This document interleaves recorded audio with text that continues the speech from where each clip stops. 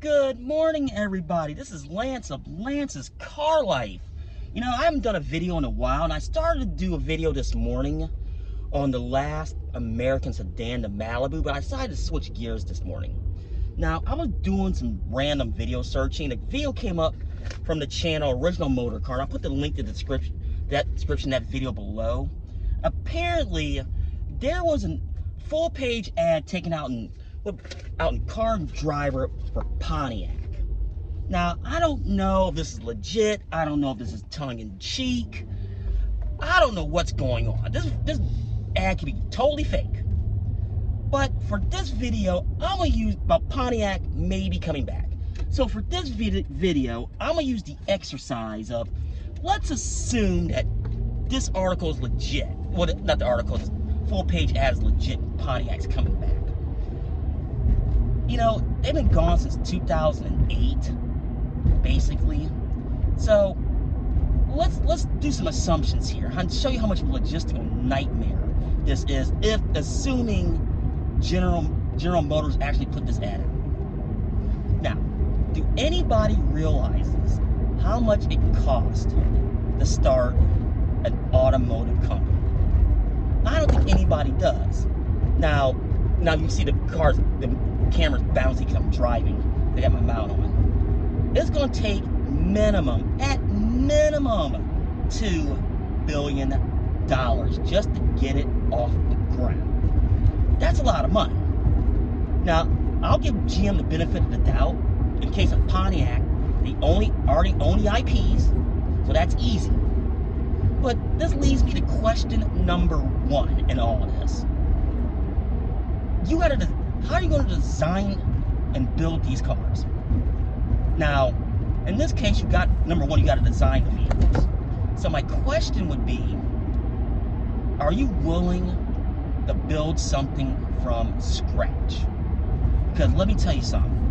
Nobody in today's car market is going to tolerate General Motors doing badge engineering.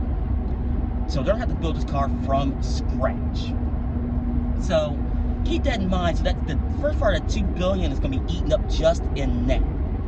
But let's assume they have the war chest set aside just for the startup, before they even put pen to paper on the design. Well, if they're going to bring Pontiac back, they're going to need at minimum three vehicles. I'm going to need a two-door car, which I'm assuming is going to be the Firebird Trans Am.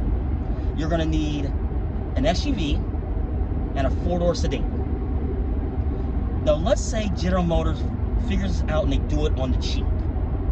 And they can build 3 brand new platforms at $500 million a piece. You're at $3.5 billion already. And that's assuming they can pull that off. Now, all of that leads me into question number 2. Where are you going to build the flipping things? I mean, okay, the best way to describe me this, since I'm driving right now, I don't have General Motors idle plant list in front of me. That'll give me a good guide, but where are you going to build the flipping things at? What are you going to do? Like, I'm close to the Lordstown complex. What are you going to do, buy it back and start there? Okay, there's 1. But you're going to need at least 2. I mean, you're going to take the Arlington plant where they make the trucks at. You're going to do that. You're going to go up to Flint. I mean, I don't know, to be honest with you. They got to figure out where we're going to build the flipping things. And that alone is going to be another, I'm assuming, actually more than $2 billion, probably close to $4 billion, because you're going to have to, even if you have the building, you still got to design and build the equipment. You have to train the employees. You have all types of quality control. So at $3.5 billion, let's say it's $4 billion, you're at $7.5 billion at that point. And that's a lot of money for any manufacturer. I don't care what you're building at that point, especially when you're starting from zero. So let's assume we get all of that. Now, this leads me to question number 3, distribution. Now, this part, a lot of people don't talk about. Who's going to be selling these things? As in, how it's going to be sold. Now, General Motors can do this 3 ways. Well, the first thing people are going to jump out is, well, just make them sell it themselves as a corporate entity. You know, Ford tried this at the very, very beginning of mass auto manufacturing, and it was just too much for them. Now, granted, that was a different scenario, but let's assume that General Motors decides to, okay, us as a corporate entity will sell it ourselves through a dealership network, or like what Tesla does. Number one, they'll have to get an exemption from the federal government. And even if they did, if they decide to do it in option A, you immediately have a federal lawsuit on your hands.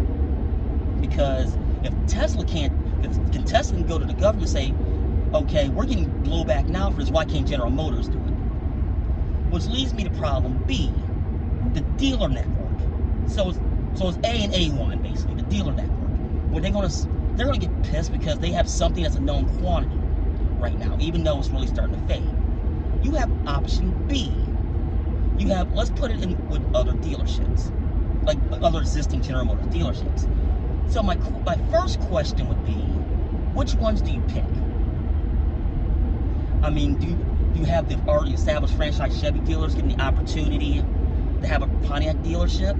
Do you offer that olive branch to former Pontiac dealerships that are still around for strange reasons? Now, if you go with the latter, General Motors, and I hate to say this, General Motors will pull a General Motors, and I mean a pro gamer move. Let's say when Pontiac went away, all the Pontiac dealers got X amount of dollars, even though it wasn't as severe as Oldsmobile. They might say, okay, you have a Pontiac dealership back, but we want all our money back plus interest. I mean, General Motors will pull a General Motors. I don't like saying that, but I just see them pulling a stunt like that. Or you can go to option 3 in all of this. You know, just do how you want to do, have the brand new dealerships with new dealers, not in the fray, anything like that.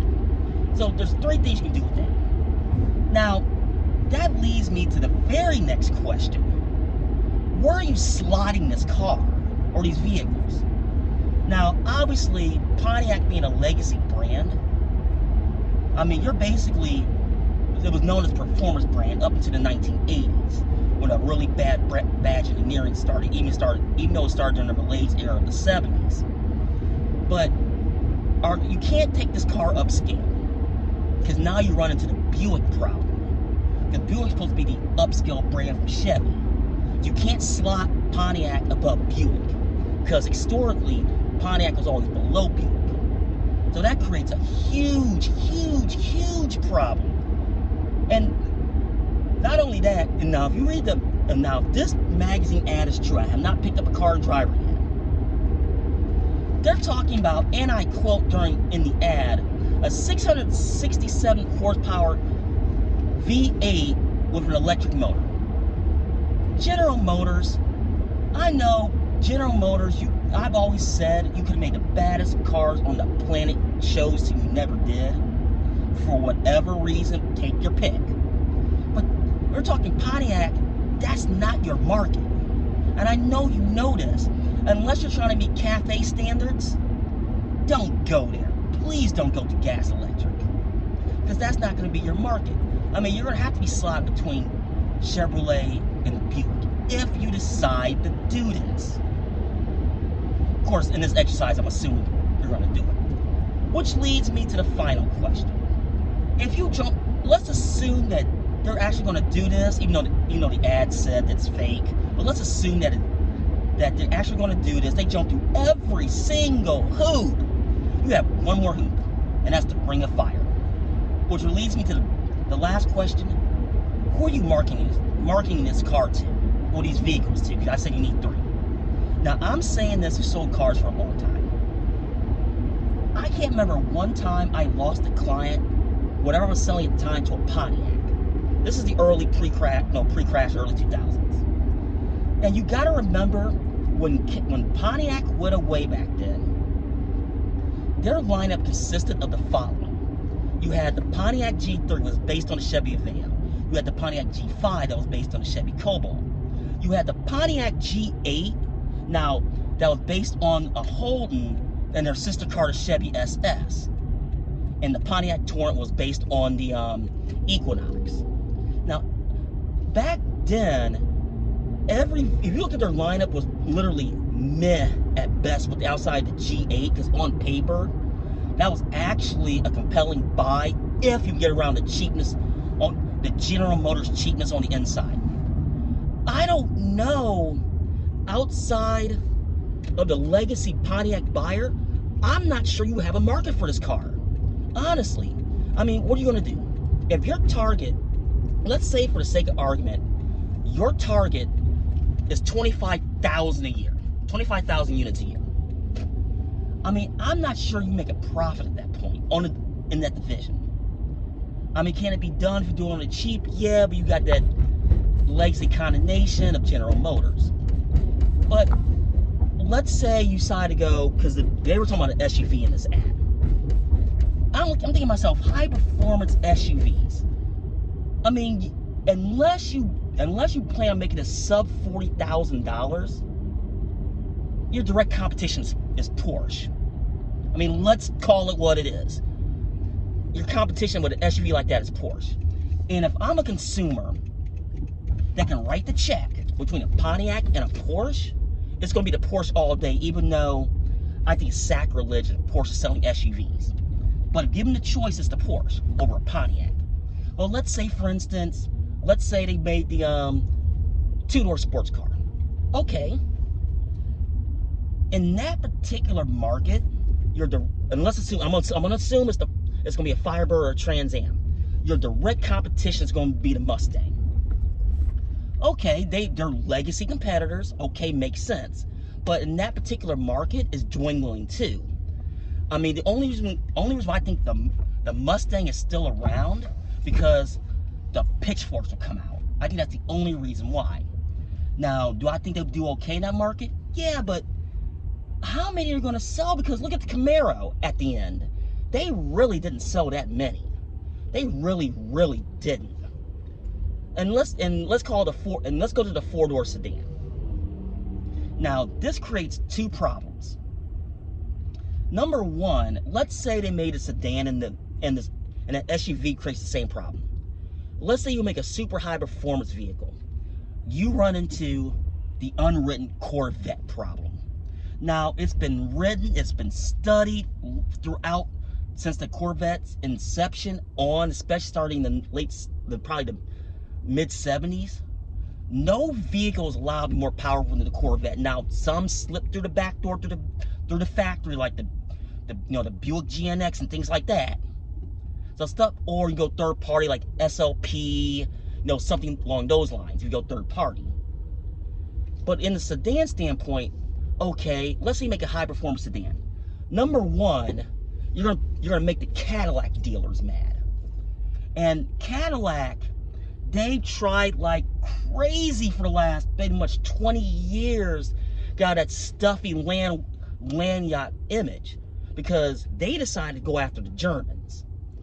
Now, say what you want about that, that's a different video for a different day. But in Pontiac's standpoint, number one, you're competing with yourself with that. Then now you got the Cadillac dealers you got to contend with. Now, what you gonna do? You can't go after the Germans, because that's Cadillac space. And they tried with the G8, even though the G8 got better horsepower and better fuel economy than the BMW 5 Series at the time. But it's like, what are you going to do as far as that? That makes absolutely no sense. What's your market on a four-door high-performance sedan? I mean, you can go after the Japanese, but you better bring the quality to back it up, and that's going to take a very, very, very long time. Or you're going to make a budget sedan, because obviously the Malibu went away. Okay, that makes sense, but if your market, if you're not, I mean, are you going to make it, is it going to be fleet market only? Is that your target market? Okay, then make a Chevy at that point. Or you're trying to mass market. And I'm thinking to myself, even in the 90s, buying Pontiacs, in early 2000s, buying Pontiacs brand new, and this is Pontiac sales people telling me this, especially at the end of the early mid-2000s, it was a tough sell because all the other options that you had. So I don't know exactly what Pontiac wants, well, General Motors want to do. And especially in this exercise, I'm assuming that this vehicle's can come back. So what say you? This is more of a longer video than I normally do, but I wanted to talk about this because, yeah, it looks great, it's nostalgic and all of that, but I wanted to bring out the logistical nightmares of this coming to fruition. Now, General Motors, I've always said, I've called it the 3 M's: the marketing, the manpower, and the machine behind it to make the car. But I just don't know what they're gonna do. But what say you? Tell me in the comments below. Do you think they should do it? Am I full of smoke? Do I know? Please tell me. Now, I'm gonna get off here because I'm backing in. I just got to work. But enjoy yourselves on this Sunday. And this is Lance of Lance's Car Life.